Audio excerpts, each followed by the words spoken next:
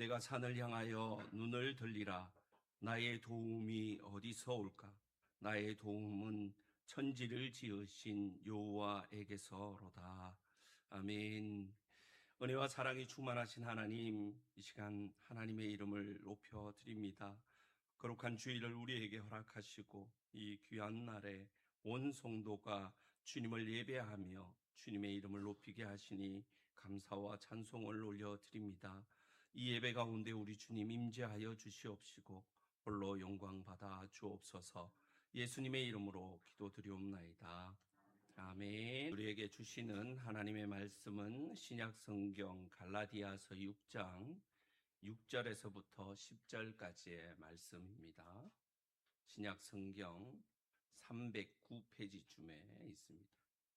갈라디아서 6장 6절에서 10절 말씀을 제가 봉독해 드리겠습니다. 가르침을 받는 자는 말씀을 가르치는 자와 모든 좋은 것을 함께하라. 스스로 속이지 말라. 하나님은 업신여김을 받지 아니하시나니 사람이 무엇으로 심든지 그대로 거두리라.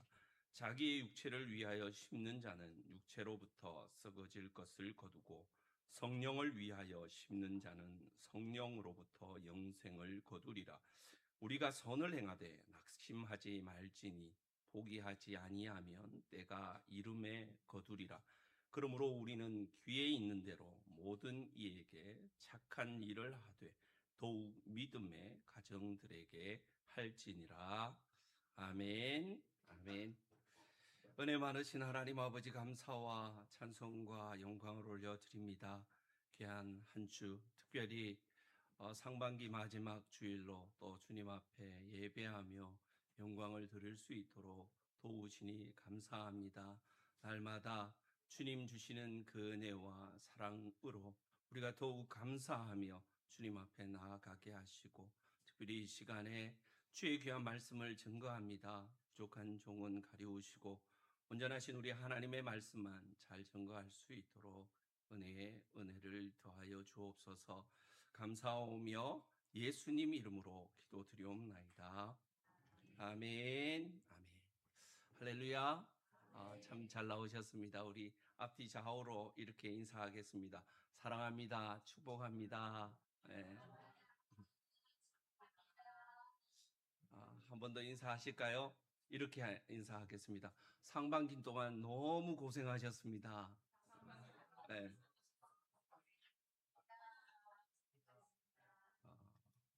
한 번 더 하겠습니다. 하반기에도 함께 하십시다.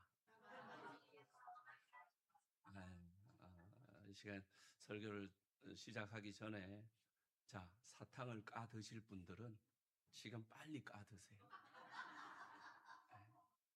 설교 중간중간에 뽀시락뽀시락 하는 소리가 굉장히 큽니다. 그죠? 얼른 까드시고 제가 설교하겠습니다. 오늘 갈라디아서 6장 6절에서 10절 말씀 가지고 함께 심고 함께 거두는 은혜의 공동체라는 말씀의 제목으로 은혜를 나누려고 합니다. 여러분, 안타까운 소식이 최근에 들렸습니다. 대한민국 축구대표팀 월드컵이 32강에 도전을 했지만 탈락이 되었습니다. 그래서 축구 선수들은 지금 짐 싸고 있을 거예요. 네, 그래서 이제 돌아오게 되는데 저 유심히 축구를 좋아해서 잘 보는 편이고 또 유심히 보는 편인데 이번 축구 이제 월드컵 대회는 조금 색다른 풍경이 하나 있었습니다. 뭔가 하니 축구 중간에 심판이 휘슬을 빽 불러요. 그러니까 중간 하다 말고 선수들이 다 그냥 벤치로 가는 거예요. 가만히 보니까 그게 하이드레이션 브레이크라는 시간을 준 거예요. 사실 이렇게 북미, 그러니까 캐나다, 미국, 멕시코 이 세 나라가 지금 합동으로 치루어지는 월드컵이라서 사실 그 나라가 좀 꽤 많이 더운 편입니다. 캐나다는 조금 덜한데 미국 캘리포니아나 또 저기 멕시코 같은 경우에는 굉장히 더운 나라예요. 그래서 이 중간에 수분을 보충하지 않으면 45분, 그러니까 뭐 또 그 추가 시간이 더해지면 한 뭐 45분, 50분 가량을 이 선수들이 풀로 뛰게 되면 굉장히 힘이 듭니다.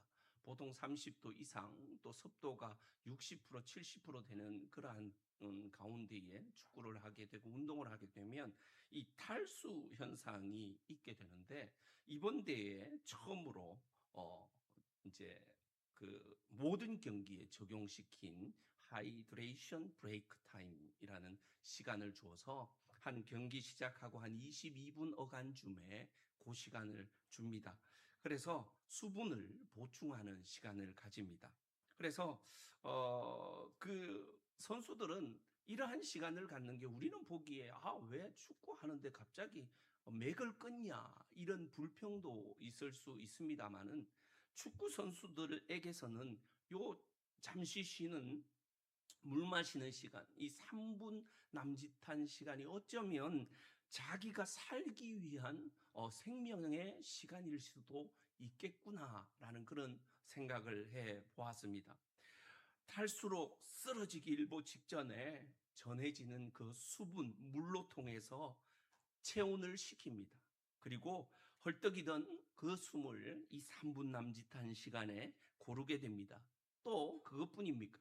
그 짧은 시간의 틈을 타서 스태프들과 감독이 나와서 다시 한번 그 경기에 대한 지시를 하거나 전술을 하게 되는 그러한 시간이고, 또 흐트러진 뭐 수비나 공격을 다 잡는 그런 영리한 작전 타임 시간이 될 수 있는 것이죠. 사랑하는 성도 여러분, 시간이 참 빨리 갑니다. 엊그제 신년 감사 예배를 드린 것 같은데 벌써 6월의 마지막 시간이 되었습니다. 한 해의 전반전을 마치고 후반전이 이제 시작될 시기에 처해 있습니다.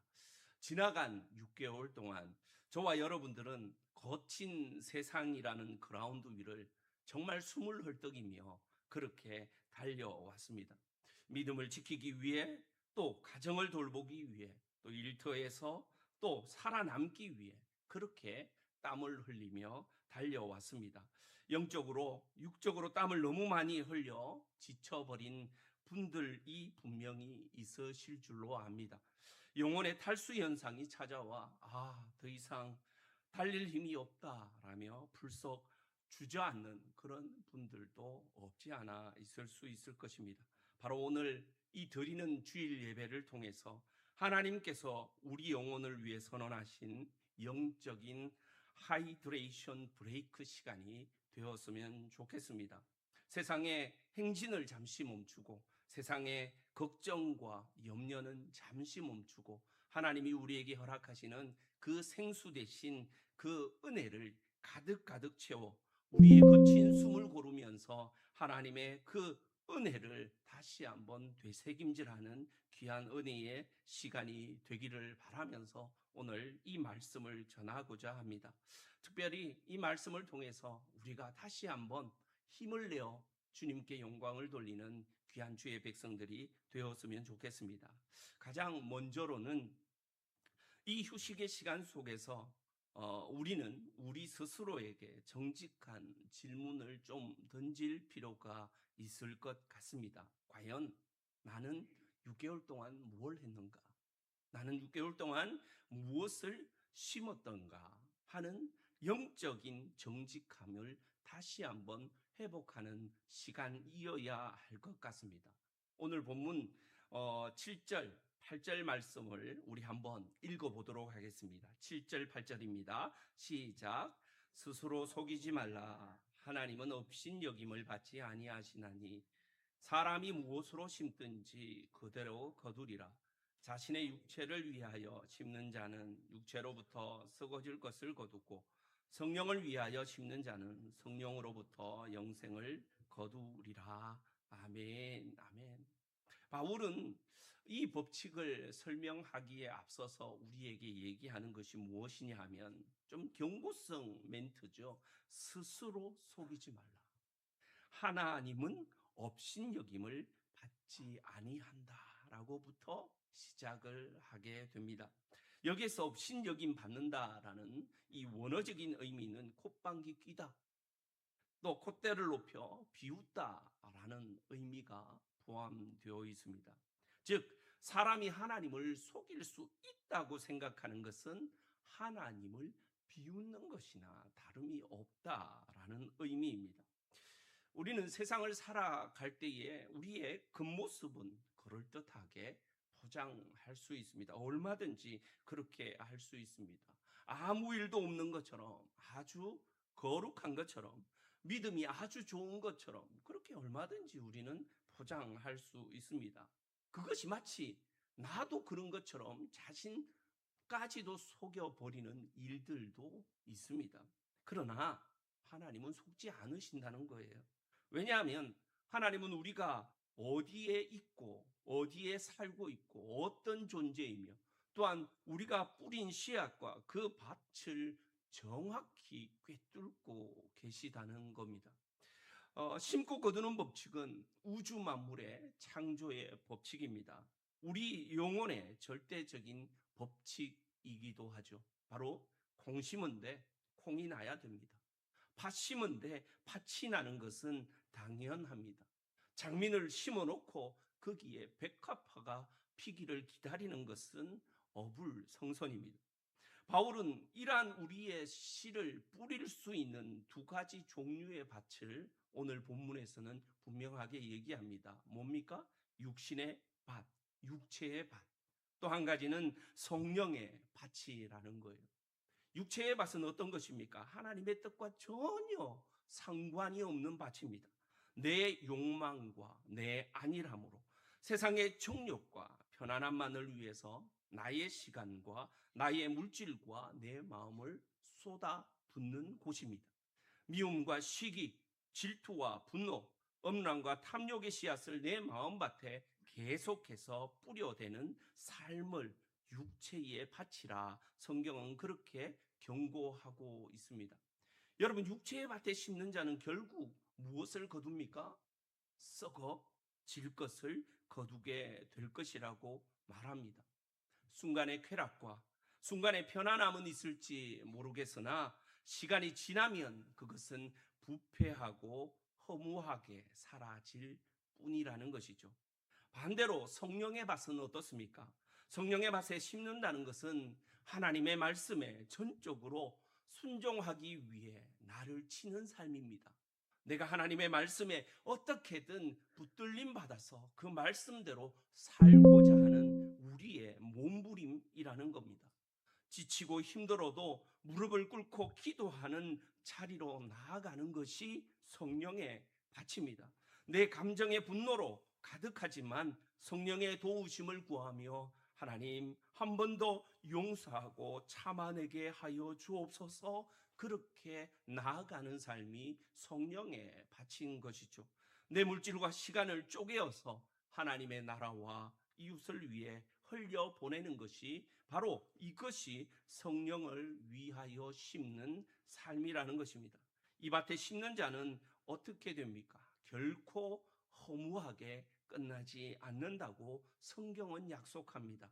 하나님이 약속하신 영생의 열매, 영원히 썩지 않는 영광스러운 열매를 거두게 될 것이다 라고 분명하게 얘기합니다.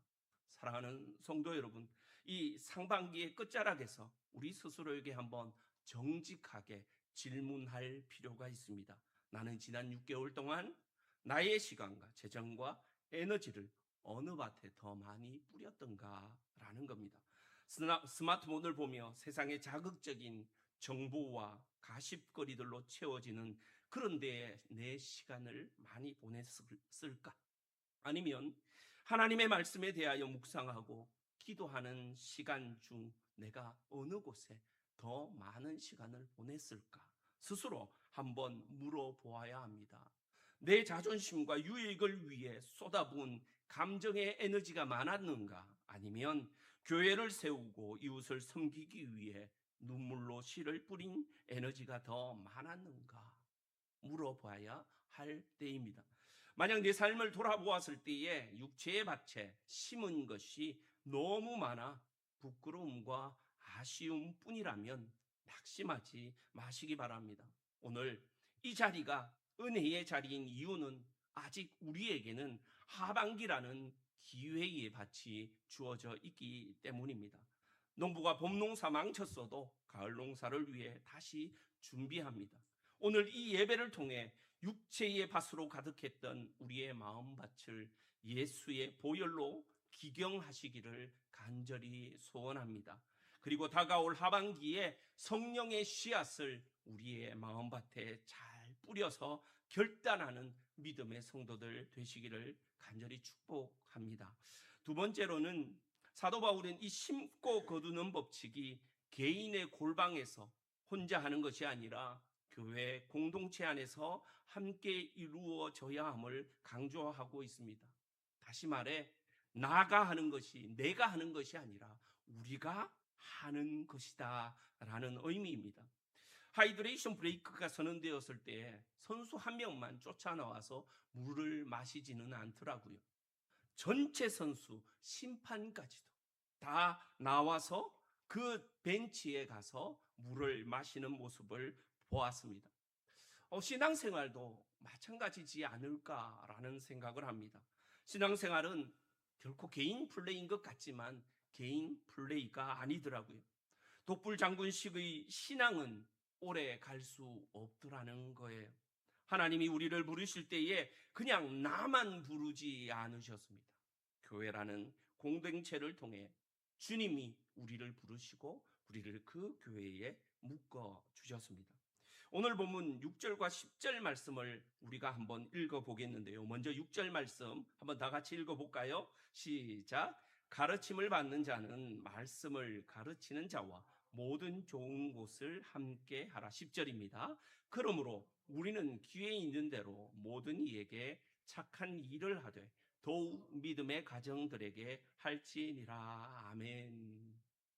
먼저 6절 말씀에 보면 모든 좋은 것을 함께하라 라고 그렇게 말씀을 하고 있습니다. 초대교회 당시 하나님의 말씀을 전하고 가르치는 사역자들의 영적, 물질적 필요를 성도들이 함께 책임지고 나누라는 권면입니다.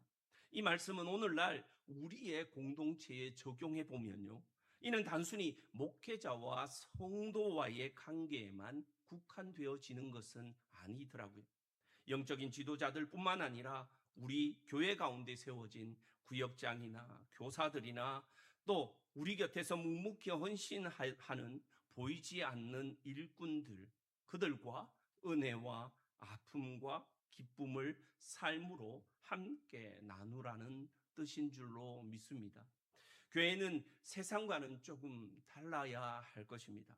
세상의 관계는 철저히 기브 앤 테이크, 주고받는 그런 관계입니다. 내가 얼마나 해주나 거기에 따라서 나도 얼마나 받고 싶다라는 그러한 관계일 수밖에 없습니다. 내가 준 만큼 받아야 하고 손해보지 않으려는 악착 같은 계산이 내포되어 있는 것이 세상입니다. 그러나 교회 공동체는 그리스도의 보혈로 묶인 믿음의 가정이라고 볼 수 있습니다. 가족인 것이죠. 가족이 무엇입니까? 자녀가 아플 때에 부모가 밤을 새우며 간호하면서 내가 이만큼 해줬으니 나중에 이자로 더해서 나한테 갚으라 할 수 있는 부모가 있으십니까? 가족은 계산하지 않습니다. 아픔도 함께 나누고 슬픔도 함께 나누고 또한 기쁨과 좋은 것이 있으면 서로 나누어 먹고 즐기는 것이 가족입니다. 성경은 우리를 향해서 이렇게 얘기합니다. 기회 있는 대로 모든 이에게 착한 일을 하되 더욱 믿음의 가정들에게 하라. 그렇게 말씀하고 있습니다. 상반기 동안 여러분은 교회라는 믿음의 가족 안에서 얼마나 함께 하셨는가 우리는 이 시간에 분명 자문자답해 보아야 할 것입니다. 내 삶이 바쁘고 분주하다는 핑계로 내 옆자리에 남모르게 눈물을 흘리며 예배 드리는 지체의 어깨를 어루만져 주지 못하진 않았을까라는 그러한 물음이죠. 세계에서 가장 높게 그리고 거대하게 자라는 나무 중에 미국 캘리포니아에 있는 레드우드라는 나무가 있습니다. 이게 한국말로 하면 적송입니다. 붉은 소나무입니다. 이 나무는 높이가 한 100m 정도 돼요. 저도 이제 한번 가서 세콰이아 이제 캐년이라는 곳에 가서 본 적이 있습니다. 어마어마해요.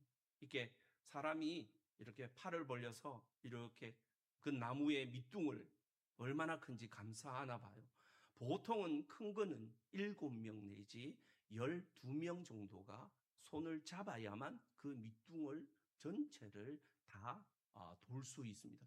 그만큼 큰 거예요.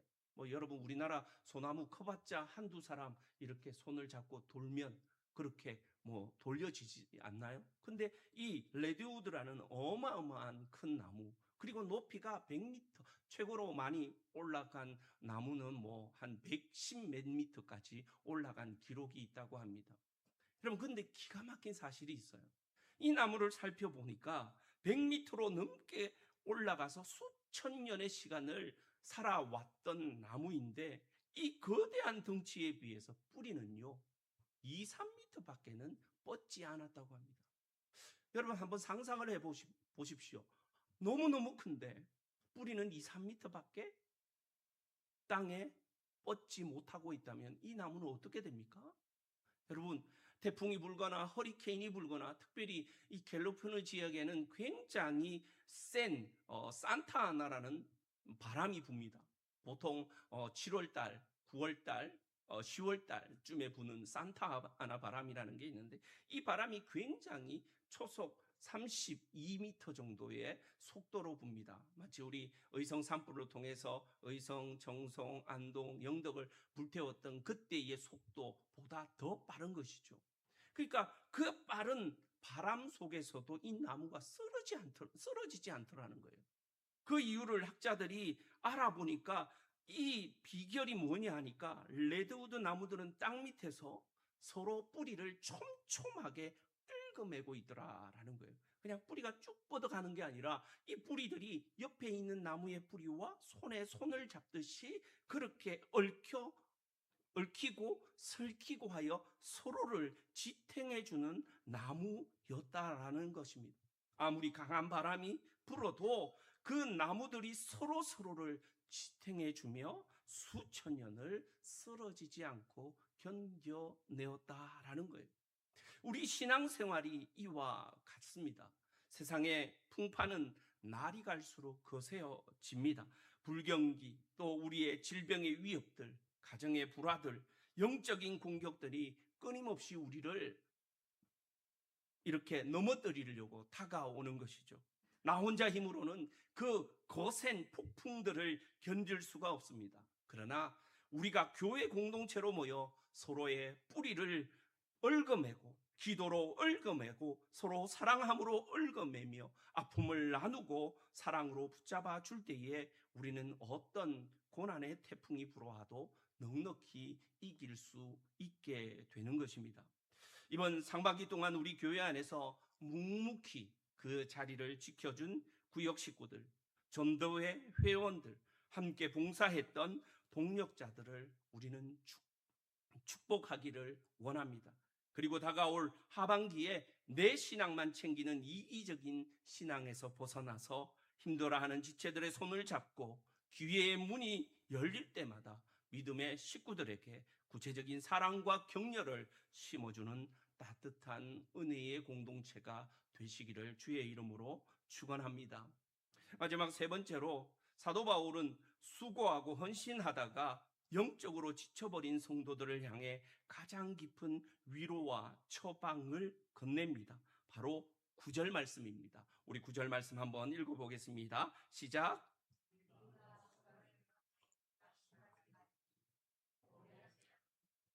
때가 이름에 거두리라. 아멘. 뭡니까? 지치고 낙심한 사람은 쓰러질 수 있습니다. 그러나 포기하지 않고 인내로서 달려가라는 말입니다. 상반기를 마무리하면서 우리 이 6월 말 아닙니까? 교회 사역자들 또 성도들이 가장 많이 겪는 영적인 질병들이 있다고 해요. 6월 달이 되면 특별히 그것이 심하다고 해요. 뭐냐 하면 바로 낙심과 영적인 탈진이더라라는 거예요. 새해에 뜨겁게 결단하고 시작을 합니다. 교사로, 찬양대로, 안내위원으로, 구역장으로 주님을 위해 뜨겁게 봉사하기 시작을 합니다. 그리고 구역 식구들을 위해 매일 눈물로 기도하고 믿지 않는 내 가족들의 영혼 구원을 위해 가슴을 치며 눈물의 씨앗을 뿌립니다. 또 직장에서나 하는 모든 일들 가운데 그리스도인답게 살아가려고 결단하고 애를 쓰며 지금까지 달려옵니다. 그런데 문제는요, 그 6개월이 지난 지금 내 삶을 돌아보니까 똑같아요. 그토록 기도했던 자녀들의 모습은 변하지 않습니다. 믿지 않는 남편의 마음은 여전히 완고합니다. 열심히 봉사해 있는데 알아주는 사람 한 명이 없고 도리어 오해와 상처만 나에게 돌아오더라는 겁니다. 내 삶의 경제적인 형편과 건강의 문제는 오히려 악화되면 되지 그 문제가 풀릴 기미가 전혀 보이지 않더라는 겁니다. 그때 우리 마음 깊은 곳에 속삭이는 소리가 있습니다. 애써봐야 소용없다. 남들처럼 대충 편하게 신앙생활, 남들이 얘기하는 그냥 종교생활 해라. 왜 사서 고생하냐? 이제 그만할 때도 되지 않았냐? 이 악한 마귀의 소리가 우리의 귓가를 스쳐 지나갑니다. 사랑하는 성도 여러분, 오늘 사도 바울도 그 마음을 너무 잘 아는 사람이었습니다. 선을 행하는 사람에게 반드시 찾아오는 것이 있습니다. 바로 낙심이라는 겁니다. 사도 바울 역시도 그 낙심, 불현듯 찾아와 우리들의 마음을 뒤집어 놓는 그 낙심이라는 존재를 너무나 잘 알고 있기에 사도 바울은 갈라디아 교인들에게 우리가 선을 행하되 낙심하지 말지니라고 분명하게 얘기하고 있습니다. 여기서 낙심하다라는 원어의 뜻은 이렇습니다. 활의 시위가 느슨하게 풀려 화살을 쏠 수 없는 상태, 혹은 여행자가 길을 가다가 완전히 탈진하여 주저앉아 버린 상태를 의미하고 있습니다. 즉 우리의 영적인 긴장감이 풀어지고 그 피로도가 극에 달해서 그냥 주저앉고 싶은 상태가 이 바로 낙심이라는 단어의 의미입니다. 왜 이런 낙심이 찾아올까요? 그것은 심는 시간과 거두는 시간 사이에 간격이 있기 때문에 그렇다라고 얘기를 합니다. 여러분, 농부가 아침에 씨를 뿌리고 저녁에 열매를 맺히기를 바란다면 그건 굉장히 미련스러운 일이 아닐 수 없습니다. 제가 올해 봄에 매실나무 하나를 심었습니다. 매실나무를 사러 갔는데요, 나무는 안 팔고 짝대기를 파는 거예요. 제가 의성에 거기에서 샀는데요, 짝대기를 청매실 사러 왔습니다 해서 7,000원인가 8,000원을 줬어요. 계산을 하고 이제 나무를 받으러 갔어요. 이 짝대기 하나를 아저씨가 탁 건네주는 거예요. 이게 뭔 청매실 나무고 싶어가지고 이거 진짜 살 수 있는 거 맞습니까? 그러니까 아이고 심어 놓으십시오. 그냥 삽니다. 집에 갖고 와서 그 짝대기 하나 진짜 땅에 푹 꽂았어요. 그리고 나서 다음날 일어나서 제가 매실나무 열매를 바란다면 여러분, 제가 정상인 사람입니까? 비정상인 사람입니까? 비정상이죠. 그 짝대기 하나 꼽았는데 내일 아침에 매실이 열리기를 바란다면 그거는 정말 잘못된 생각입니다. 보통 우리 이제 사과나무를 갱신할 때도 그러지 않습니까? 뭐 오래된 고목나무에 사과가 튼실하지 못하거나 좀 안 좋으면 그것을 다 뽑아냅니다. 중장비를 통해서 뽑아내고 새로운 나무 묘목을 심습니다. 근데 그 딱 심어놓고 다음 해에 사과나무의 열매를 바라는 분들은 우리 교회에는 한 분도 없더라고요. 한 3년은 지나야 과실을 맺을 수 있다라고들 얘기를 하세요. 그게 바른 것이죠. 오늘 우리가 아침에 씨를 뿌리고 저녁에 열매를 거둔다는 생각은 잘못된 일이고 미련한 일입니다. 씨앗이 땅에 묻히고 썩어지고 비를 맞고 바람을 견디며 뜨거운 여름의 그 뙤약볕을 견뎌야 비로소 가을에 열매를 맺게 됩니다. 하나님이 우리 가운데 역사하시는 역사도 마찬가지입니다. 우리가 심은 기도의 씨앗, 우리가 흘린 그 눈물의 헌신, 사랑의 수고는 결코 헛되이 사라지지 않습니다. 땅속 깊은 곳에서 우리가 보지 못하는 사이에 조금씩 싹을 틔우는 것이죠. 그리고 조금씩 자라납니다. 다만 아직 거둘 하나님의 때가 이르지 않았다는 것 뿐이지 그 생명은 여전히 자라고 있습니다.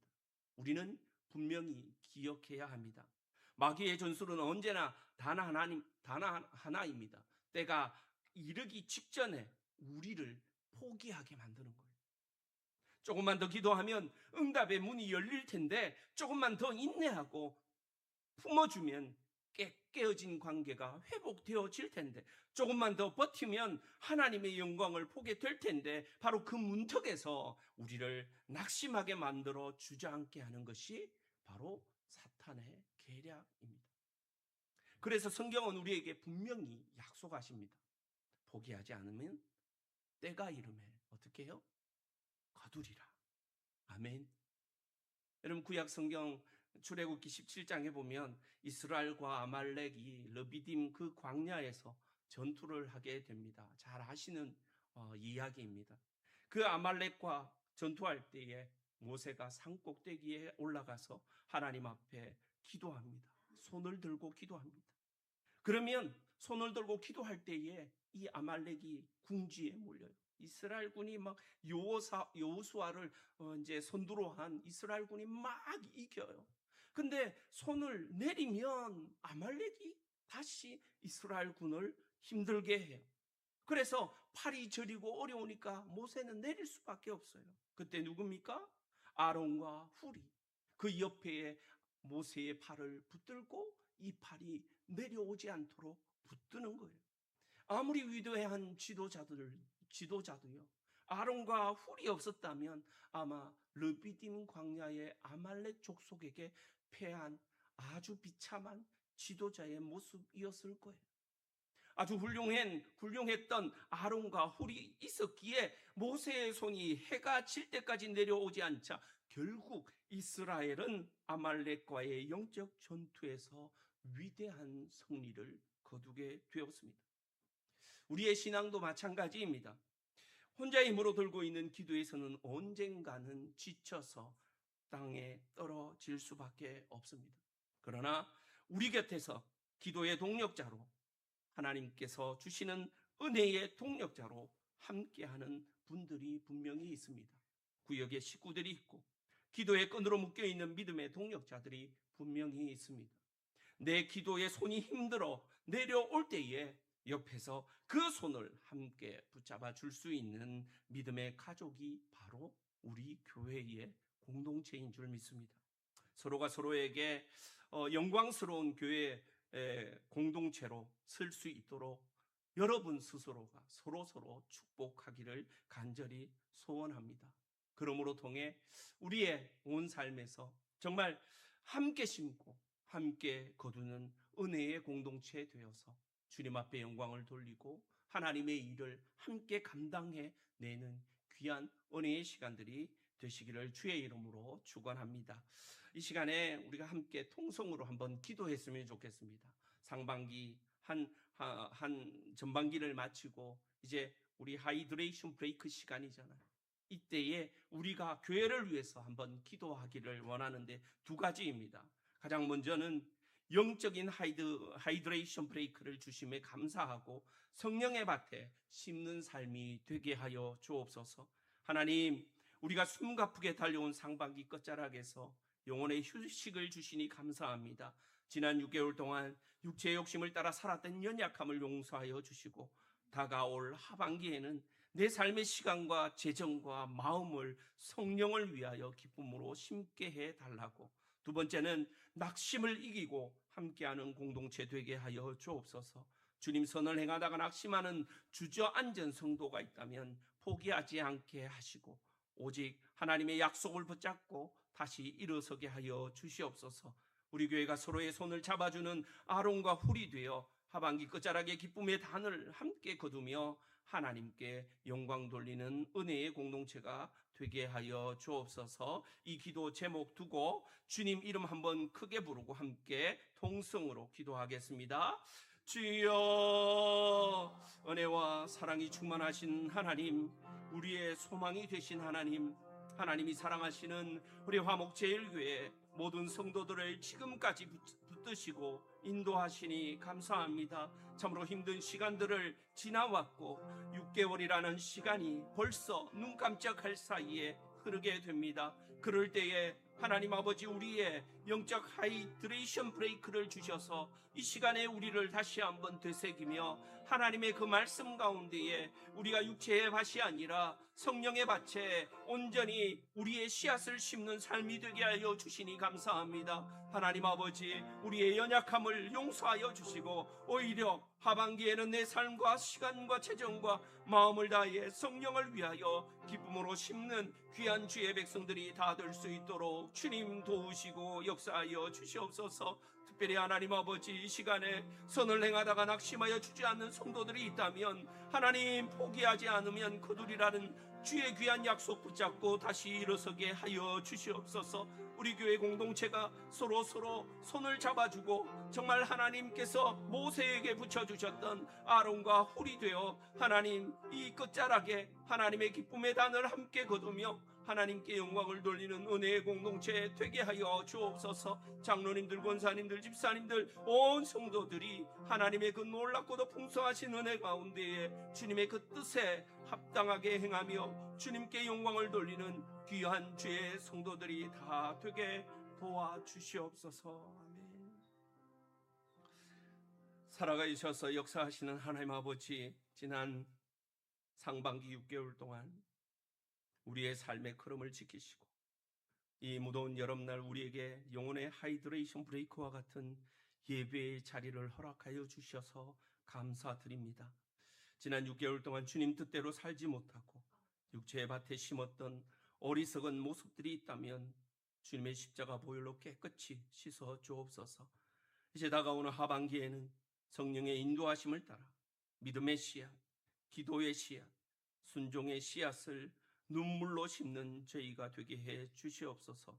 수고하고 헌신하다가 지치고 상하여 낙심 가운데 있는 심령들을 위로하여 주옵소서.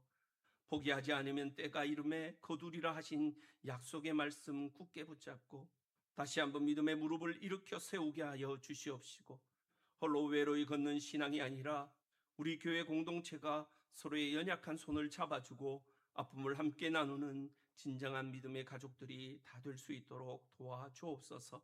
그리하여 한 해의 마지막이 되는 날에는 우리 모두가 주님이 맺게 하신 풍성한 영생의 열매를 기쁨으로 거두며 하나님께 최고의 영광을 돌려드리게 주님 도와주시옵소서. 우리를 사랑하사 자기 몸 버려 교회를 세우신 우리 주 예수 그리스도의 이름으로 간절히 기도드리옵나이다.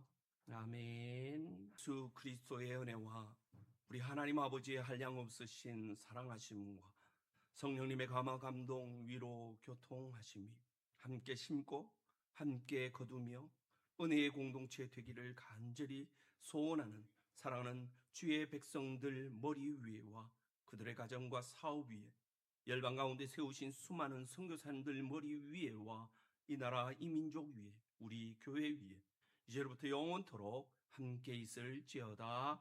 아멘.